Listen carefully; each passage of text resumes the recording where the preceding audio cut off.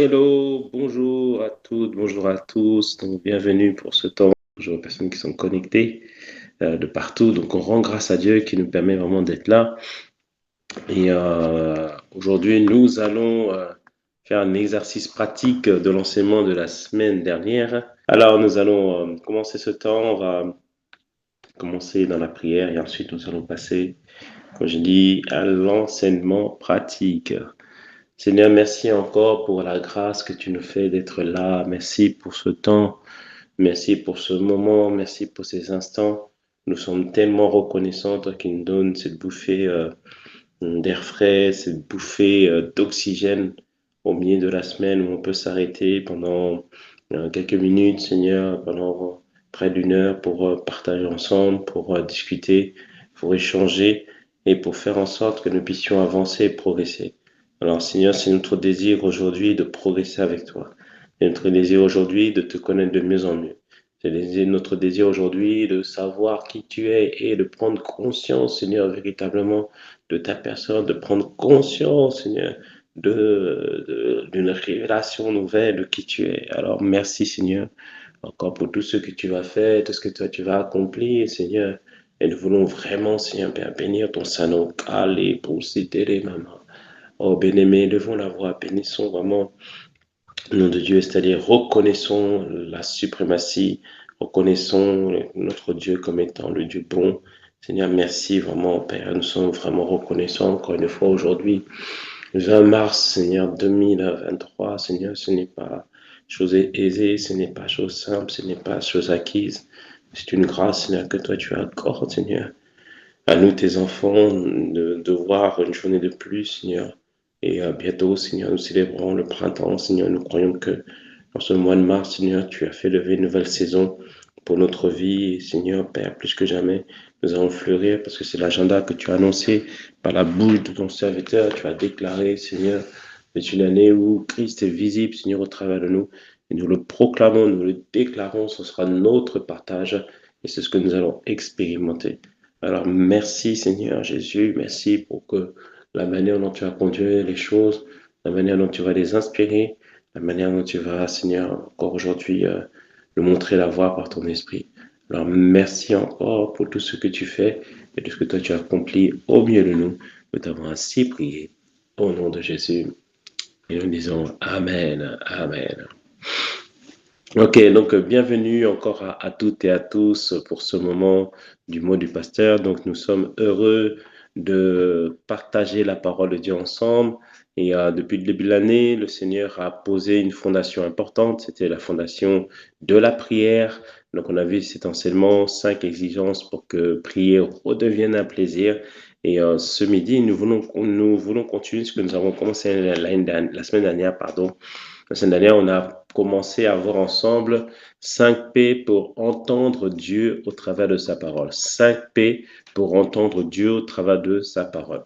Pourquoi c'est important d'apprendre à entendre Dieu par sa parole? Parce qu'on l'a dit, c'est que Dieu veut parler à nous tous et on en parlera par la grâce de Dieu si le Seigneur le permet au culte de dimanche.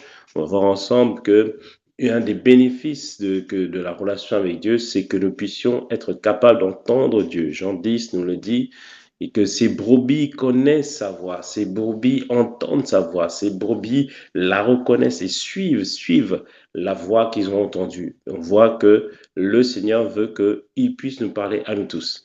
Et comment le Seigneur nous parle de diverses manières. Il peut nous parler par une voix audible, il peut nous parler par des visions, il peut nous parler par des prophéties, il peut nous parler par des circonstances, mais il y a une voix royale, une voix importante, une voix que nous tous, on doit maîtriser, c'est lorsque Dieu nous parle par sa parole. Pourquoi? Parce que c'est la parole de Dieu, la Bible, n'est pas un simple livre, mais c'est vraiment la parole inspirée de Dieu. C'est la parole inspirée de Dieu.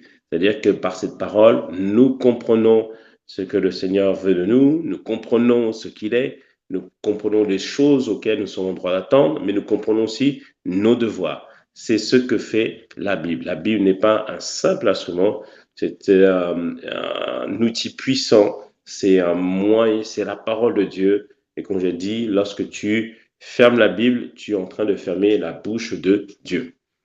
Alors, nous voulons ce midi rappeler les 5 P, et ensuite on va faire un exercice pratique. On avait déjà commencé à le faire, mais comme j'ai reçu certaines questions pour aller un peu plus loin, pour mieux comprendre, pour mieux saisir, donc on va aujourd'hui avoir un exercice pratique de méditation de la parole de Dieu, de partage de la parole de Dieu, afin que ce soit bien clair pour tout le monde et que chacun arrive à entendre Dieu au travers de sa parole.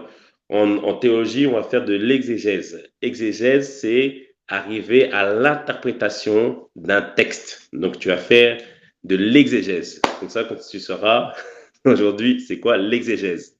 Donc, c'est le fait d'arriver à interpréter un passage et de tirer une compréhension de ce passage. Donc, le premier P qu'on avait vu ensemble, le premier P, ça parle de la posture. La posture veut tout simplement dire, c'est d'abord prendre les dispositions pour que je sois dans les meilleures conditions pour pouvoir bien méditer la parole de Dieu. Ça veut dire d'abord un positionnement physique, je me lève, je prends une posture qui va me permettre d'étudier, je prépare l'endroit où je vais étudier, je prépare les outils dont j'ai besoin, je prends une Bible d'études, je prends une concordance, je prends un ordinateur et je prends aussi des stylos, de quoi écrire et de quoi surligner les passages dont j'ai besoin. Mais la posture nous parle aussi vraiment de cette attente qu'on doit avoir vis-à-vis du Seigneur. Et l'attente qu'on doit avoir, c'est qu'aujourd'hui, il peut te parler. Aujourd'hui, tu vas entendre sa voix. Aujourd'hui, il va te conduire. Aujourd'hui, il va te répondre à tes questions. Donc ça, c'est ce qui nous parlait de la posture physique, posture spirituelle, disposition de cœur que je dois avoir vis-à-vis lorsque je vais méditer la parole.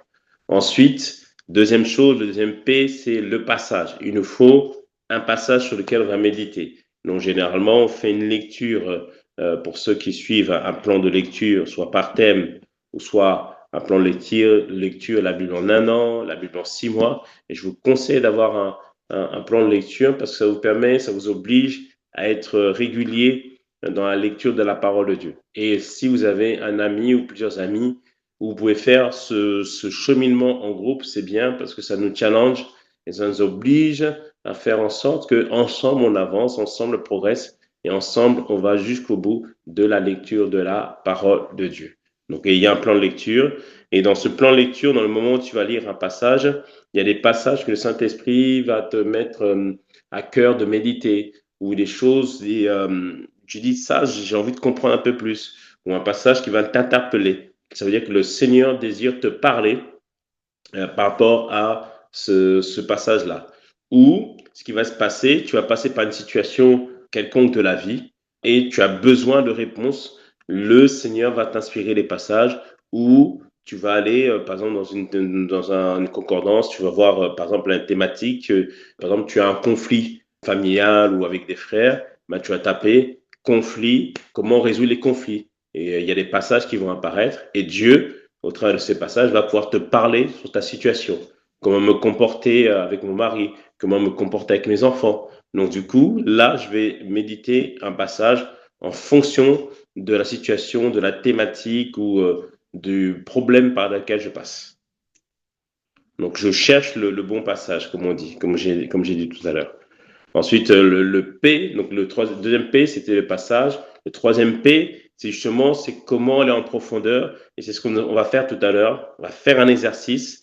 On va tirer à partir d'un passage un enseignement pour notre vie. Et je vais vous faire un peu travailler aussi, par la grâce de Dieu. Donc, ceux qui peuvent écrire, vous allez pouvoir écrire et nous exprimer vos talents de prédicateur, vos talents d'étudiant de la parole de Dieu. On va voir tout à l'heure. Donc, la profondeur nous parle vraiment d'aller puiser dans le texte, dans le réfléchir dans le texte, tirer une compréhension du texte, faire en sorte que, par la grâce de Dieu, nous puissions aller scruter, examiner, ruminer le texte. Ruminer, c'est-à-dire y réfléchir profondément. Et on va le voir dans un des messages. Là, je suis en train de préparer une série là qui va être très importante. Une série, c'est une nation de disciples. Comment devenir une nation de disciples. Donc, on va en parler par la grâce de Dieu. Et dans un des messages, on parle de l'importance de comprendre c'est quoi être une brebis du Seigneur. Et une brebis d'une seigneur, Dieu nous compare à une brebis. On dit que les brebis ruminent. Ruminer, ça veut dire que lorsqu'ils vont brouter l'herbe, ils prennent d'abord le temps de bien mâcher l'herbe, bien mâcher, avant d'avaler l'herbe. Et là, c'est la même chose avec la parole de Dieu. On doit avoir cette attitude de bien mâcher, c'est-à-dire réfléchir, examiner, scruter la parole de Dieu jusqu'à ce qu'on puisse puiser dans cette parole une bonne interprétation, une bonne compréhension, c'est-à-dire lorsqu'on va, de la même manière que les brebis prennent le temps de mâcher, ça permet que tous les nutriments qui sont contenus dans l'herbe puissent vraiment être assimilés par la brebis. De la même manière, toi, tu vas mâcher la parole, tu vas méditer, tu vas scruter. Ainsi, toutes les vitamines qui sont contenues dans la parole de Dieu vont te faire du bien, vont nous faire du bien par sa grâce. Amen. Donc, on verra tout à l'heure, on ira en profondeur sur un passage. Donc, pour l'expliquer, pour aller en profondeur, je réfléchis au contexte du passage, je réfléchis, je vois, j'examine les mots en grec quand c'est le Nouveau Testament, en hébreu, l'Ancien Testament. Je te montrerai une technique tout à l'heure. Tu n'as pas besoin de savoir parler grec, tu n'as pas besoin de savoir parler latin. Il y a de parler hébreu, pardon. Je pense au latin parce que moi, plus jeune, j'ai appris le latin. Oui. On lisait le latin. C'était au collège. Donc, tu vas prendre les passages en différentes versions et tout ça, ça va te donner une meilleure compréhension du passage que tu es en train de lire. Ensuite, le quatrième P, c'est les principes, tirer les principes généraux du passage que je suis en train de lire. Donc, on a expliqué, il y a une interprétation littérale, c'est-à-dire je me conforme au texte tel qu'il est écrit. Et après, il y a une interprétation théologique. Théologique veut dire une interprétation où je vais tirer une compréhension du principe général qui est inclus dans le passage.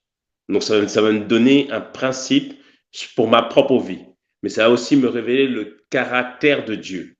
Donc, le caractère de Dieu, comprendre ce qu'il est au travers du passage que je suis en train de lire. On avait cité le passage où Abraham, où Dieu lui demande de sacrifier son fils.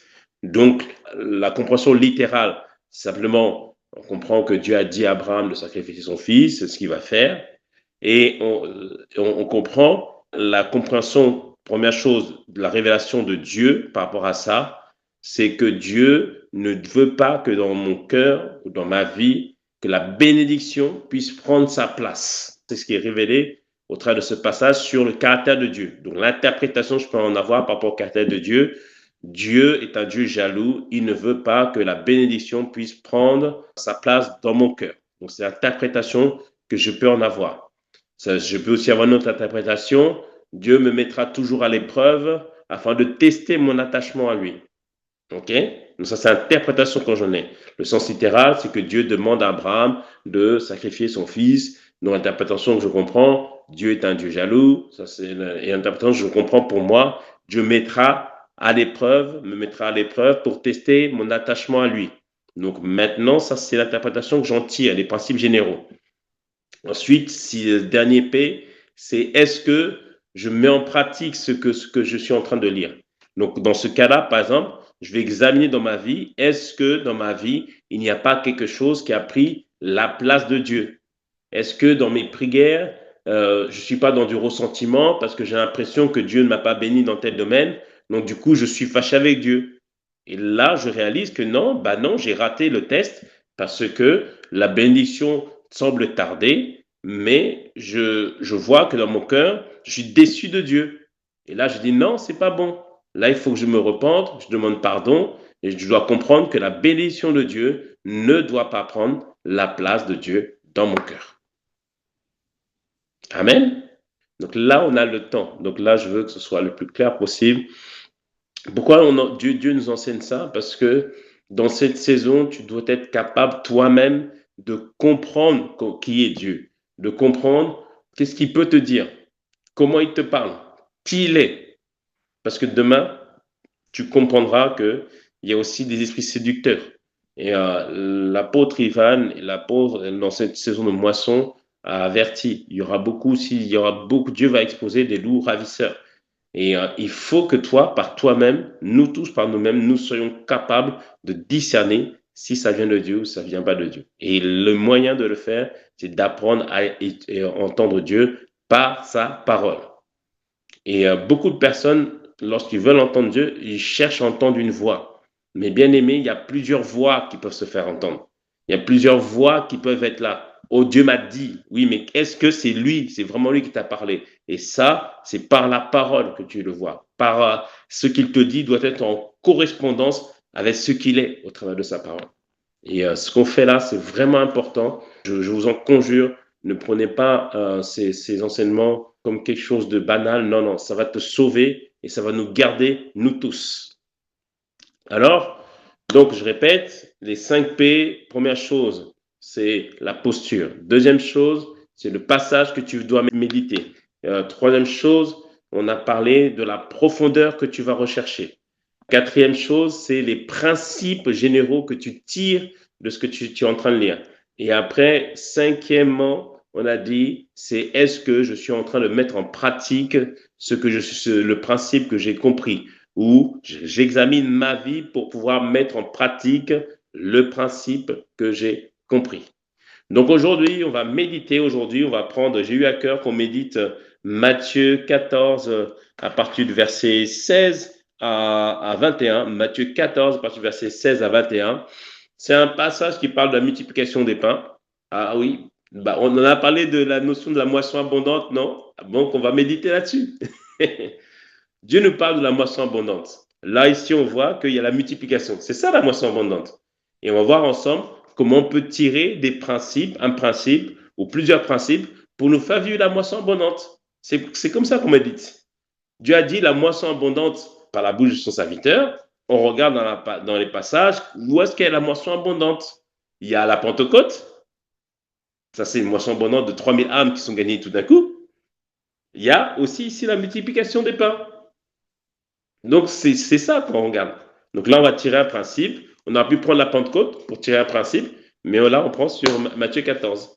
Et on va voir que ce passage peut servir pour la gestion des finances, ce passage peut servir pour gagner les âmes, ce passage peut servir pour la gestion du temps. Moi, je parle de ce passage même dans la gestion du temps. Et là, le Seigneur est en train de parler pour la gestion des finances. Et il m'a parlé aussi pour comment gagner les âmes au travers de ce passage. Et oui, c'est ça la Bible. Donc, on va lire ensemble. Donc, Matthieu 14, versets 16 à 21, il dit ceci. Jésus leur répondit, donc je prends à partir du verset 15 plutôt, à partir du verset 15 de Matthieu 14. Le soir étant venu, les disciples s'approchèrent de lui et dirent, ce lieu est désert et l'heure est déjà avancée. Renvoie la foule afin qu'elle aille dans les villages pour s'acheter des vivres. Verset 16, Jésus leur répondit, ils n'ont pas besoin de s'en aller. Donnez-leur vous-même à manger. Mais ils lui dirent, nous n'avons ici que 5 pains et 2 poissons. Et il dit, apportez-les-moi. Il fit asseoir la foule sur l'herbe, prit 5 pains et les 2 poissons, et levant les yeux vers le ciel, il rendit grâce, puis il rompit les pains et les donna aux disciples, qui les distribuèrent à la foule. Tous mangèrent et furent rassasiés.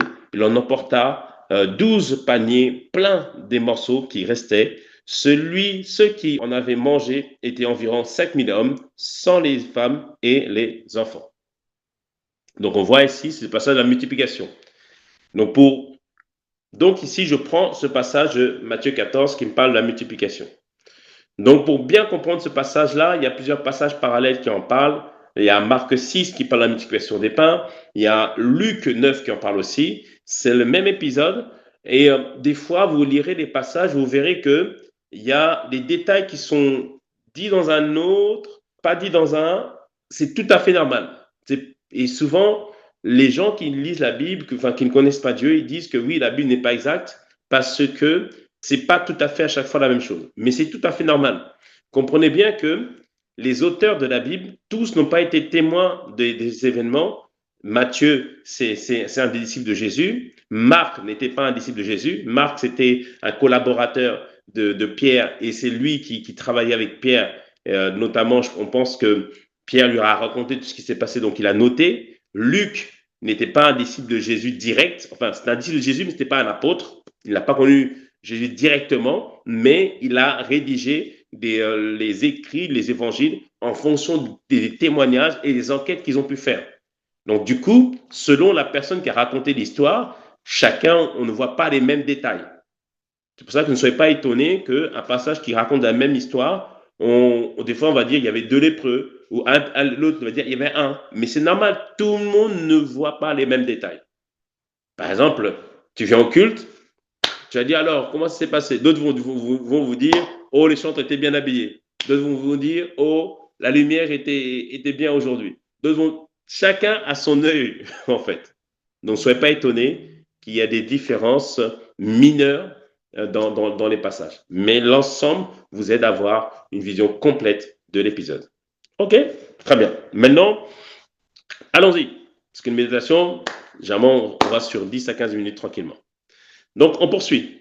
Donc, première chose, je recherche d'abord à comprendre le sens littéral de ce que je lis. Le sens littéral, là, dans ce cas-là, c'est un peu simple, en fait. Simplement, je comprends qu'il y avait un besoin qui était là et Dieu a pourvu en faisant un miracle, un prodige, où il y a eu la multiplication des pains et la multiplication des poissons. C'est ça le sens littéral de ce que je lis, tel que l'histoire est décrite.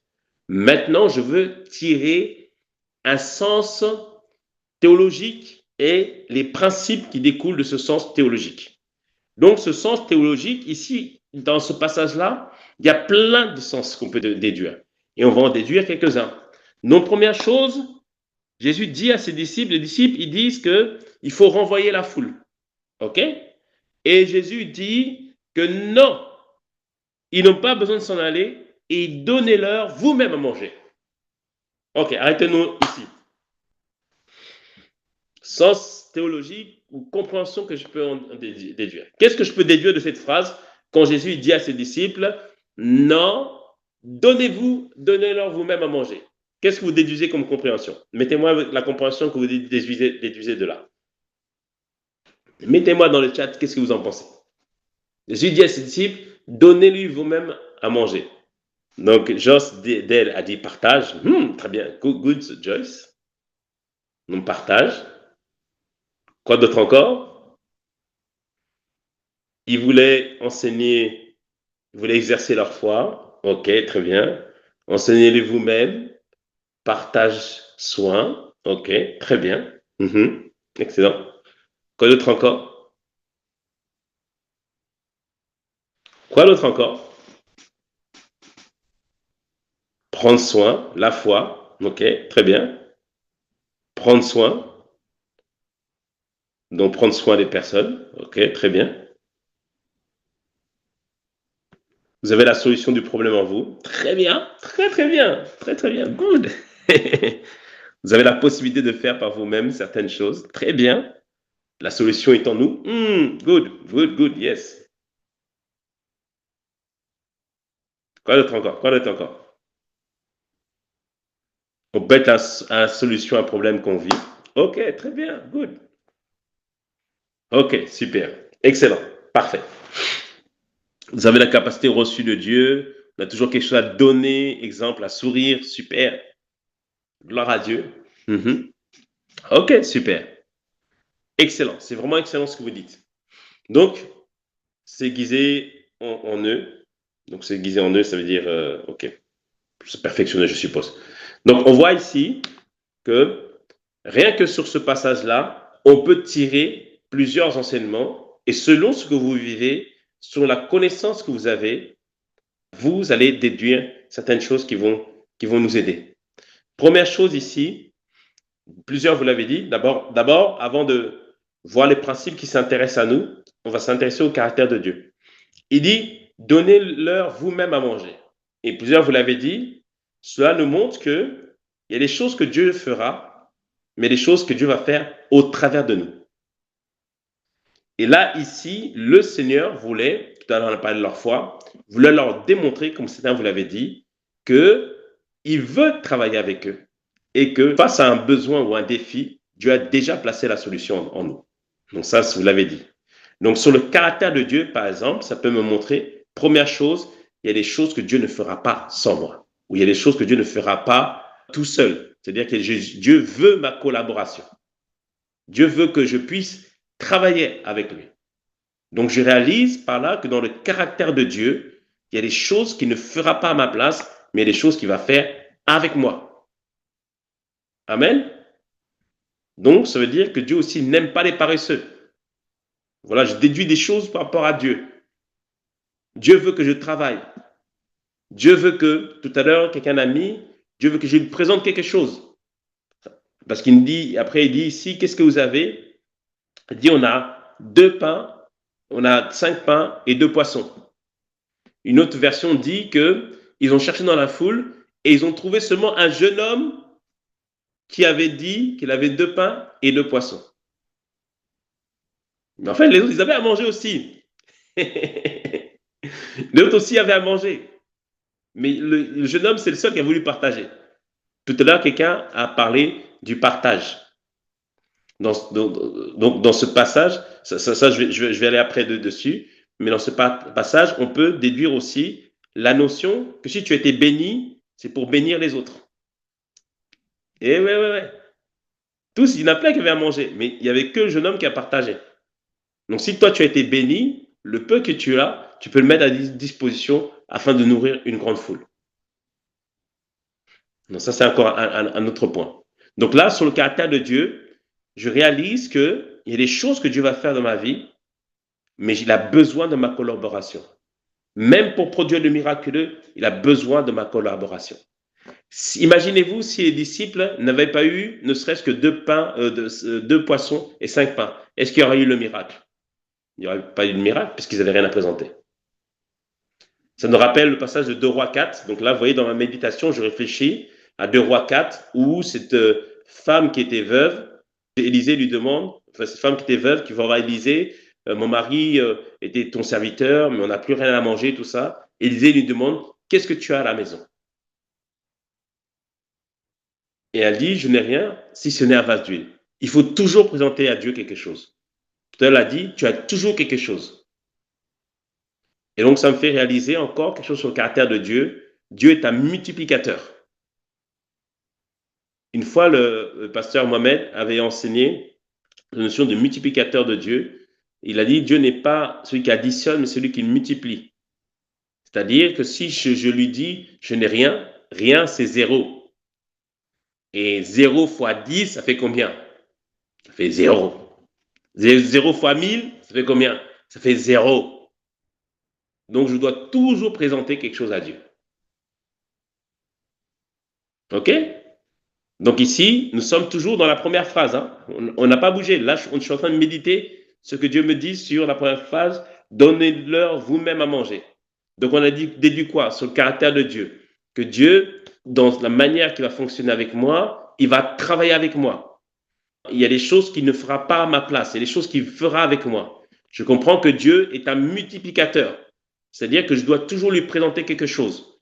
Les gens qui étaient là, certains avaient à manger, mais ils ne l'ont pas présenté. Et Dieu n'a pas manifesté le miracle au travers de Dieu parce qu'ils ne l'ont pas présenté. Donc je dois toujours présenter quelque chose avec Dieu parce qu'il est un multiplicateur. Dieu est quelqu'un qui veut les personnes qui sont prêtes à partager. Donc Dieu est généreux. Oui, Dieu est généreux. Il cherche quelqu'un qui veut partager ce qu'il a, le peu qu'il a, afin de le multiplier. Donc je réalise dans le caractère de Dieu qu'il est généreux. Donc je dois être moi aussi généreux. Amen. Vous voyez, juste ce passage-là nous a fait comprendre quelque chose sur le caractère de Dieu, sur la personne de Dieu. OK? Donc du coup, de cette définition du caractère de Dieu, donc je peux tirer des principes généraux. Le principe généraux, que je ne dis jamais, par exemple tout à l'heure, que je n'ai rien. Dieu a forcément mis quelque chose. Dieu a mis forcément quelque chose à ma disposition. Ça peut être une relation, ça peut être un peu d'argent, ça peut être une habilité. J'ai forcément quelque chose. Le principe général, c'est que Dieu ne m'a pas béni que pour moi, que pour manger, que pour moi. Mais il m'a béni afin que je puisse être une source de bénédiction. Donc, je mettrai à disposition le peu que j'ai. Ou je partagerai le peu que j'ai. Donc, ça, c'est un principe que je peux tirer rien qu'à partir de ce passage-là. Quoi d'autre encore? D'un principe que je peux tirer, c'est qu'il y a des choses que, comme on l'a dit tout à l'heure, il y a des choses que je vais devoir faire moi-même. Donc, voici les principes généraux que je peux tirer. On me suit ou pas? Mais pour aller encore plus loin, je vais vous montrer, parce que là, moi, tout à l'heure, quand je méditais, Dieu m'a tiré sur la notion de donner, le fait de donner l'heure à manger. Donc, du coup, je vais vous partager mon écran. Je suis passé tout à l'heure, donc je vais vous montrer comment moi je fais pour apprendre à parler grec ou hébreu. Il n'y a pas de secret, oh, fille, je vous livre tous les secrets là. Tous les secrets, everything. Donc, je partage mon écran. Donc, vous voyez mon écran? Super. Donc, ici, je suis sur le site enseigne-moi.com. Donc, quand vous allez sur le site enseigne-moi.com, il y a. Bon, je vais aller. Attends, comme ça, je vais. Attends, je vais enlever ça. Je ne veux pas la barre. Donc, quand tu arrives sur le site enseigne-moi.com, je vais aller au début, comme ça, tu vas comprendre. Donc, sur le site enseigne-moi.com, donc quand tu arrives, il y a tous les messages et tout ça, etc. Il y a un onglet Bible. Donc, tu cliques sur cet onglet-là. Donc, tu as la possibilité d'écouter la Bible en un an, tout ça, etc. Tu as Strong Hébreu et grec, ça, on va voir tous ensemble de quoi il s'agit. Tu peux lire la Bible en un an et tout ça, etc. Et après, tu peux surtout, là, on va cliquer sur lire la Bible. Donc, je vais taper dans le verset que je veux lire, donc Matthieu 14, sur lequel nous sommes aujourd'hui, et il m'amène sur le passage de Matthieu 14. Donc, quand je suis au passage au verset 16, Jésus leur répondit, ils n'ont pas besoin de s'en aller, donnez-leur vous-même à manger. Et le Seigneur m'interpellait sur le fait de donner-leur. Donc là, je vais me remonter un peu. Vous avez ici un clic qui s'appelle Strong. Strong, c'est là où on va pouvoir regarder les mots grecs, les mots hébreux. Donc je clique sur Strong et vous voyez, il y a plein de numéros qui s'affichent. Ça, ce sont les mots, en fait, grecs, d'où est tiré le mot français. Donc au verset 16 de Matthieu 14, ils n'ont pas besoin de s'en aller, donnez-leur. Donc il y a un numéro, ça s'appelle 1325, c'est le numéro grec. En fait, c'est les Grecs, les mots grecs sont numérotés, en fait. Ils sont numérotés. Et donc quand je vais cliquer sur 1325 ici, en grec, ça me dit didomi en grec. Et je vais dessus, je vais regarder ce que signifie didomi. Et là, ça me donne le sens de didomi qui a été traduit par donner ou donner quelque chose à quelqu'un, se donner à quelqu'un de soi-même, c'est-à-dire suivre un maître, etc. Donc du coup, il y a plein de sens dans le mot grec. Et là, dans le sens que moi, que Dieu voulait me confirmer, il me dit, c'est le fait d'accorder ou de répondre à une demande ou fournir les choses nécessaires. Donc ici, dans la notion de donner l'heure à manger, le Seigneur maintenant m'a parlé ce matin sur comment en fait impacter les nations.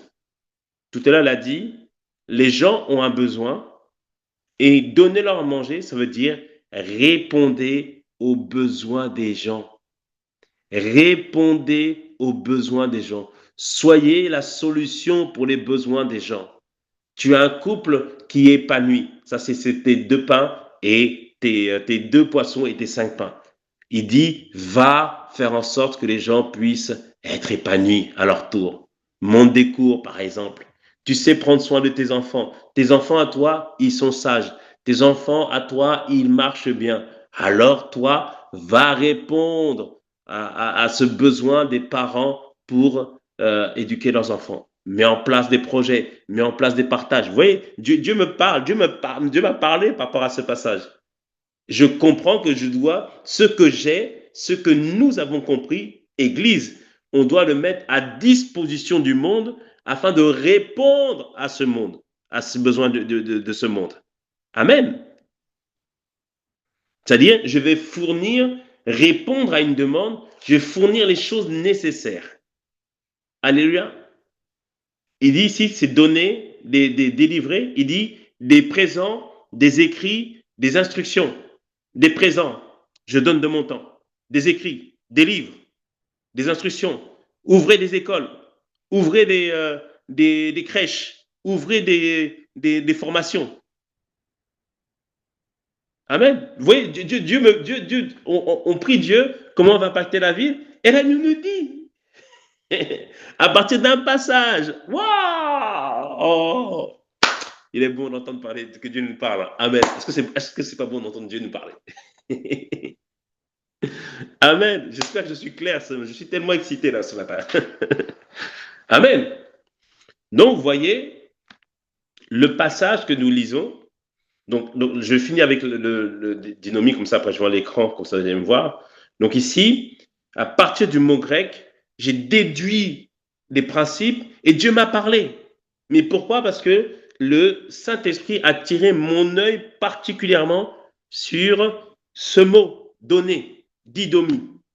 Et je regarde la signification du mot grec, ça c'est là la profondeur que j'y vais. Donc je vais dans la profondeur et j'ai tiré un enseignement, j'ai trouvé une stratégie pour qu'on puisse impacter la ville, pour qu'on puisse impacter la région. J'ai trouvé une stratégie. Dieu m'a parlé. Dieu t'a parlé maintenant, puisque j'ai partagé la révélation. Amen. Donc, dinomie. Après, il y a d'autres significations de dinomie sur le fait de devenir un disciple, suivre comme un maître. Donc, c'est-à-dire que quand je vais me donner, je vais suivre les principes de Jésus, je vais suivre ses principes à lui, pas mes principes pour impacter. Donc, on peut tirer pas mal de choses de ça. Donc, je répète, le passage m'interpelle, le Saint-Esprit met l'accent sur un mot particulier, je clique sur ce mot, je vais dans le grec, je regarde la signification du mot grec, et dans tous les aspects du mot grec, je vais découvrir une instruction, un point que je n'avais pas saisi, quelque chose que Dieu veut me révéler, et c'est là qu'on appelle, quand l'apôtre Paul disait que Dieu illumine les yeux de votre cœur. Et là, mon cœur est illuminé, la lumière vient, j'ai compris quelque chose, Dieu m'a parlé, Dieu m'a instruit. Amen. Est-ce qu'on comprend quelque chose? On doit acclamer le Seigneur, on doit acclamer le Seigneur. Oh. Quand, tu n'acclames pas moi, mais moi j'aime bien quand Dieu te donne une révélation. C'est excitant, c'est passionnant. Amen. Donc, ne sois pas étonné que quand je vais parler de la série Devenir une nation de disciples, je vais prendre ce passage, apporter-les, et à partir de là, on va établir une stratégie, comment impacter la ville. Mais même ce même passage-là me fait comprendre aussi comment rentrer dans un nouveau niveau de prospérité.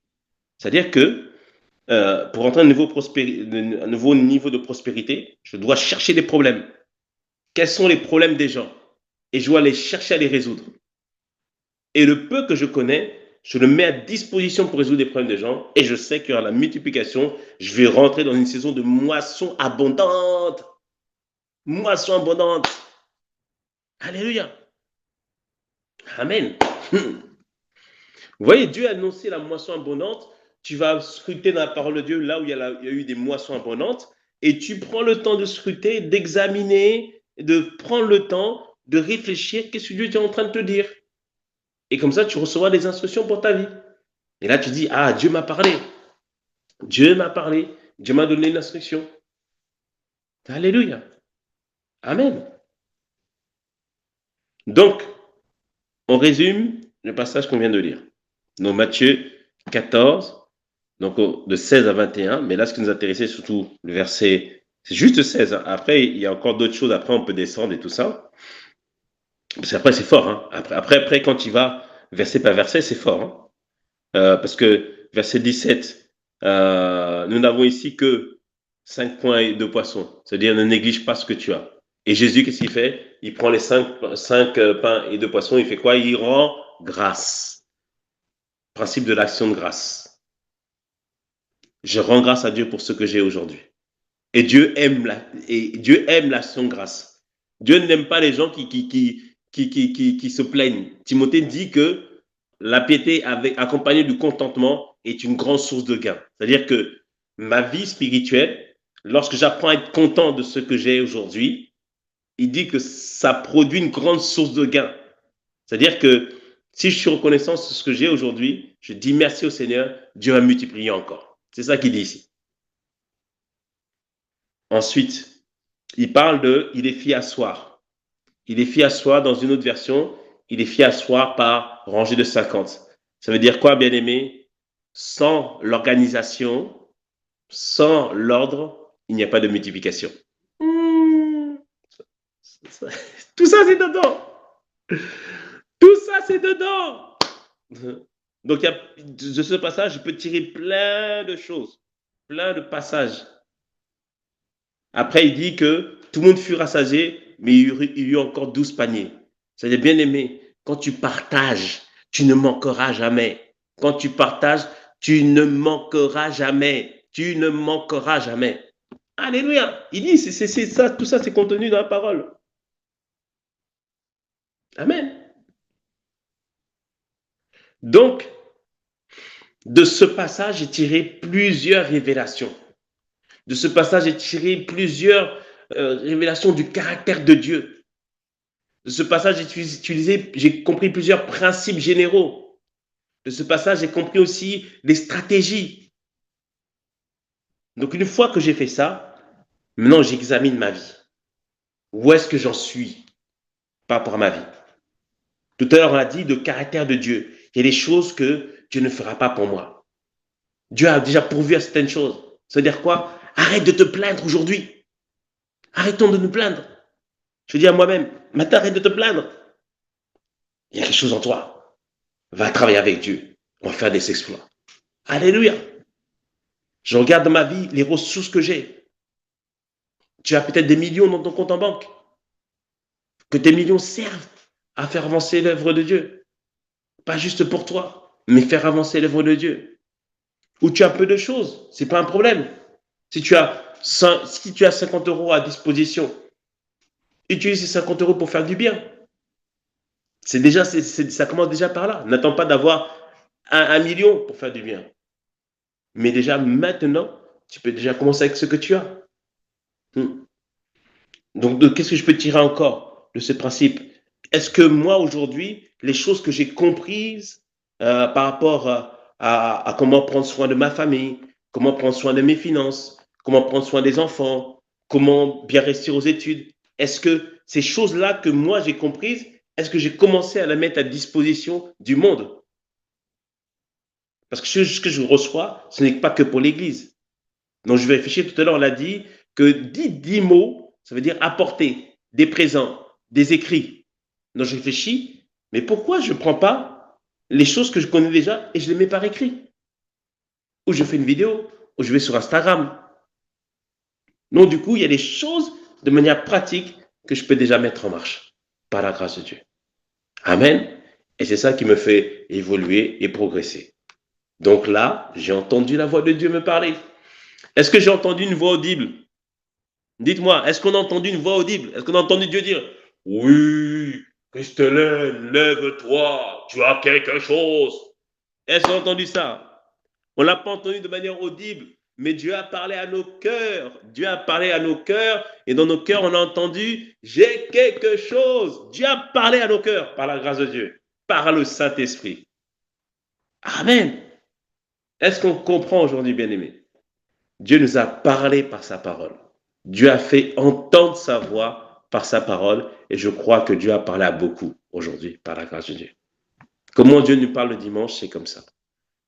Nous prenons la parole, le Seigneur inspire le pasteur ou l'enseignant à aller dans une certaine direction et après le dimanche on vient, on dit « Ah, mais le Seigneur est en train de me parler. Mais qui a dit au pasteur ce que je vivais ?» C'est le Saint-Esprit qui a dit au pasteur ce Saint-Esprit qui a inspiré le pasteur afin de te donner une réponse. Et comme on l'a vu, à partir d'un passage, plusieurs ont déduit certaines choses, plusieurs ont compris certaines choses par rapport à quoi? Par rapport à notre besoin, par rapport aux choses par lesquelles on passe. Même moi, ce passage, je l'utilise aussi pour parler de la gestion du temps. Parce que la gestion du temps, bien aimé, comment tu fais pour multiplier ton temps? Comment tu fais pour maximiser ton temps? Tu le fais seulement s'il y a de l'ordre dans ta vie. Sans ordre, sans organisation, il n'y a pas de multiplication.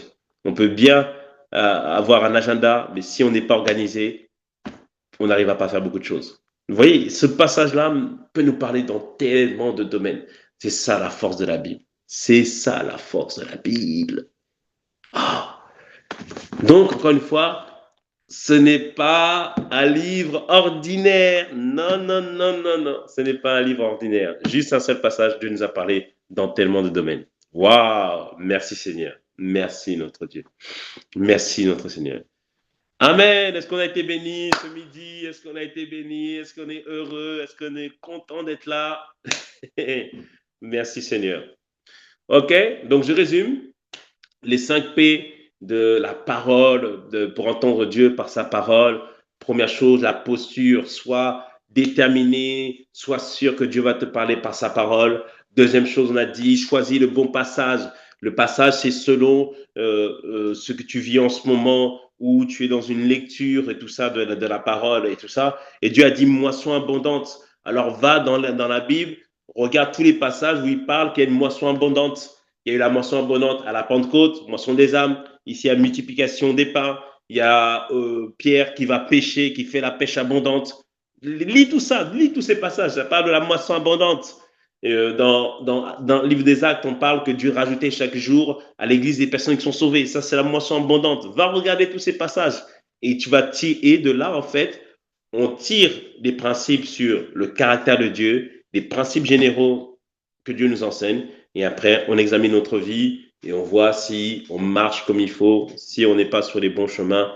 Dieu nous ramène sur le bon chemin. Et puis, si Dieu nous attire sur un mot particulier, si Dieu nous attire sur quelque chose en particulier, alors on va scruter, on va examiner et on va aller en profondeur. Et après, on réalise, le Seigneur voulait me donner une instruction pour cette saison.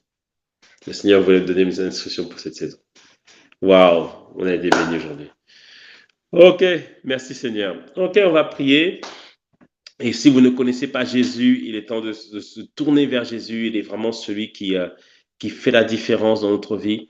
Jésus n'est pas une religion, Jésus n'est pas une utopie, n'est pas une simple idée, mais c'est vraiment une personne, c'est la personne de Dieu qui s'est révélée aux hommes et qui nous réconcilie avec lui par son sacrifice à la croix.